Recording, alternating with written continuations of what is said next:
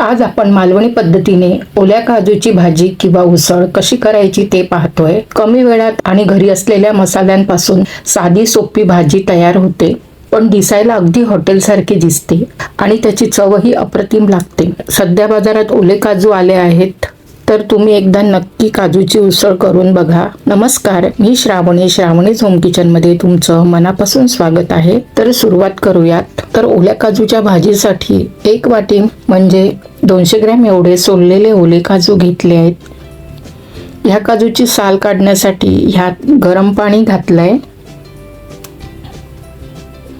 गरम पाणी घातल्याने त्याची साल लवकर निघणार।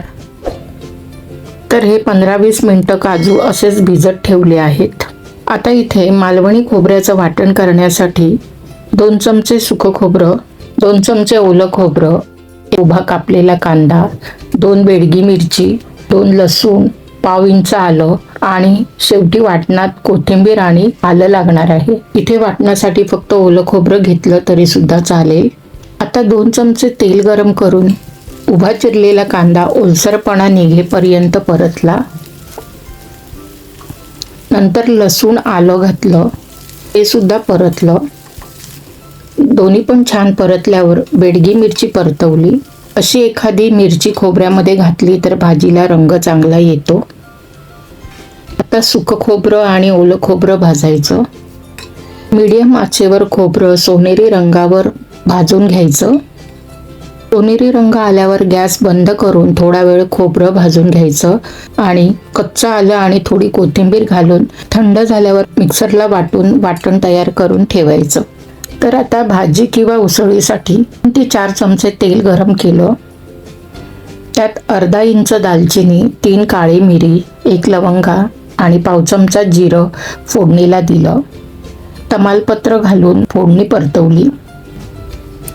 नंतर 2 मोठे बारीक कापलेले कांदे तेलात घातले। कांद्याचा ओलसरपणा जाईपर्यंत मध्यम आचेवर परतून घेतले। आता 1 लहान चमचा हिरवी मिरची आलं लसूण पेस्ट घातली, ती सुद्धा चांगली परतून घेतली। आपण जास्त मसाल्याचा भडीमार न करता भाजी बनवतोय, त्यासाठी आलं लसूण कमी प्रमाणात वापरलंय। आता अर्धा चमचा मीठ घालून कांदा नरम होईपर्यंत परतायचा। कांदा नरम झाला की 1 चमचा काश्मीरी मिरची पावडर घातली। काश्मीरी मिरची पावडर फक्त रंगासाठी वापरली आहे। 1.5 चमचा मालवणी मसाला घातला आणि छान मिक्स केलं। अर्धा लहान चमचा हळद घातली, सर्व छान परतून घेतलं। 2 बारीक चिरलेले टोमॅटो घातले, टोमॅटो सुद्धा नरम होईपर्यंत परतून घेतले। 2 मिनिटांनी टोमॅटो छान नरम झाल्यावर एकाच आकारात कापून ठेवलेले हे बटाटे घेतले, ते घालायचे। काजूच्या भाजीत बटाटा खूप छान लागतो आणि भाजीचं प्रमाण सुद्धा वाढतं। बटाटा चांगला परतून घ्यायचा आणि 2 ते 3 मिनिट झाकण लावून शिजवायला ठेवायचा। तर बटाटे शिजते तोपर्यंत काजूची सालं काढून घ्यायचे। सर्व काजूची सालं काढून काजू एकदा पाण्यातून पुन्हा धुवून घ्यायचे। काजू एकदा पाण्यातून पुन्हा काढून घेतले आणि पाणी गाळून घेतलंय। तोपर्यंत बटाटे पाहूयात किती शिजले आहेत ते। बटाटे अर्धे शिजले आहेत। आता ह्यात काजू घालायचे। काजू चांगले परतून घ्यायचे। साधारण मिनिटभर काजू परतले की वर कोथिंबीर पसरायची। कोथिंबीर पसरून भाजी छान मिक्स करायची। आता यात कांदा खोबऱ्याचं तयार केलेलं वाटण मिक्स करायचं। भाजी चांगली परतून घ्यायची। वाटणाचं उरलेलं पाणी मिक्स करायचं। मसाला भाजीला लागला की त्यात गरम पाणी ॲड करायचं। भाजी बुडेल इतपत गरम पाणी घालायचं। वर चवीप्रमाणे मीठ घालायचं। पाण्याला थोडी उकळी आली, झाकण लावून मध्यम आचेवर भाजी शिजायला ठेवायची। 8 ते 10 मिनिटांनी झाकण काढून भाजी एकदा ढवळून घ्यायची।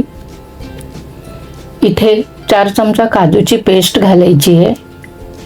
काजूच्या पेस्टने भाजी दाटसर होते आणि भाजीचा टेक्स्चर एकदम क्रीमी मुलायम असा दिसतो। म्हणजेच बाहेर हॉटेलसारखी भाजी कशी असते तर त्याप्रमाणे दिसते. आता ही जरा वेळ शिजू द्यायची आहे. इथे भाजी शिजलेली आहे. अजून थोडं भाजीतलं पाणी आटलं की गॅस बंद करून वर कोथिंबीर पेरायची आणि थोडा वेळ अशीच ठेवायची. आता भाजीतलं पाणी आटून ओल्या काजूची भाजी किंवा उसळ तयार झाली आहे. कमी साहित्यामध्ये साधी सोपी अशी काजूची भाजी तयार झाली आहे. ही भाजी चवीलाही छान लागते. काजू पेस्टमुळे भाजी हॉटेलसारखी दिसते. ही भाजी चपाती, पराठा, भाकरी, घावणे, आंबोळी किंवा भातासोबत खूप छान लागते. तर सिंपल अशी साधी सोपी चविष्ट मालवणी पद्धतीने बनवलेली काजूची भाजी तुम्हाला जर आवडली तर नक्की एकदा ट्राय करून बघा. आणि हो, व्हिडिओला लाईक, शेअर, सबस्क्राईब करायला विसरू नका. रेसिपी बघितल्याबद्दल धन्यवाद.